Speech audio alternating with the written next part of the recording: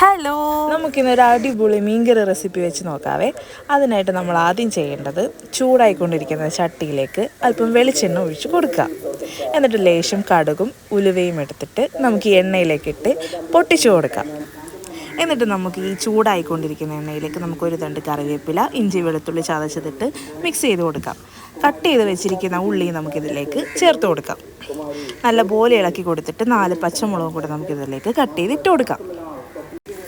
നമുക്കിത് നല്ലപോലെ വഴറ്റിക്കൊണ്ടിരുന്നതിന് ശേഷം നമ്മൾ എന്ത് ചെയ്യണം, നമ്മളൊരു തക്കാളി എടുത്ത് അതൊരു 4ആയിട്ട് കട്ട് ചെയ്ത് നമുക്ക് ഈ ചട്ടിയിലേക്ക് ഇട്ട് കൊടുക്കാം.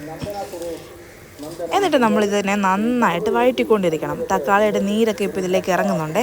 നന്നായിട്ട് വഴറ്റി അതിൻ്റെ കളറൊക്കെ ഒന്ന് മാറി വരുമ്പോഴത്തേക്കും ഒരു 3 സ്പൂൺ മുളക് പൊടി, 1 സ്പൂൺ മല്ലിപ്പൊടി, 1 ടീസ്പൂൺ മഞ്ഞൾപ്പൊടി, ഇത്രയും നമുക്ക് ഈ ചട്ടിയിലേക്ക് ഇട്ടിട്ട് ഇതിനെ നന്നായിട്ട് വഴറ്റി കൊടുക്കാം.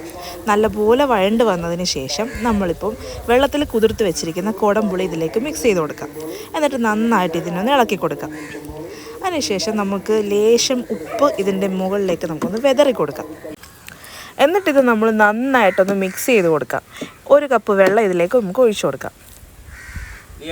എന്നിട്ട് നമുക്ക് ഈ കറി ഒന്ന് തിളയ്ക്കാൻ വേണ്ടി നമുക്ക് അടച്ചു വെക്കാം. എന്നിട്ട് നമ്മൾ തുറന്ന് നോക്കുമ്പോൾ നല്ല തിളച്ച പരുവത്തിലായിട്ടുണ്ട്. ഇതിലേക്ക് നമ്മൾ കട്ട് ചെയ്ത് വൃത്തിയാക്കി വെച്ചിരിക്കുന്ന കിളിമീൻ ഓരോന്നായിട്ട് ഇട്ട് കൊടുക്കാം. ആ കറിയിലൊക്കെ ഒന്ന് പെരണ്ട് വരാനായിട്ട് നമുക്കൊന്ന് സ്പൂൺ വെച്ചിട്ട് ഒന്ന് മിക്സ് ചെയ്ത് കൊടുക്കാം. എന്നിട്ട് നമുക്കൊന്ന് അടച്ചു വെക്കാം. ഒരു 5 മിനിറ്റ് കഴിഞ്ഞ് തുറന്ന് നോക്കുമ്പോഴത്തേക്കും നമ്മളുടെ മുളക് കറി ഇവിടെ നല്ല റെഡി ആയിട്ടുണ്ട്. പുളിയൊക്കെ ഇറങ്ങി നല്ല സ്വാദൂർന്ന മുളക് കറി ഇവിടെ റെഡി ആയിട്ടുണ്ട്. എല്ലാവരും ഈ മീൻ കറി വീട്ടിൽ ട്രൈ ചെയ്ത് നോക്കണം. ഇഷ്ടപ്പെട്ടാൽ എൻ്റെ ചാനൽ സബ്സ്ക്രൈബ് ചെയ്യണേ.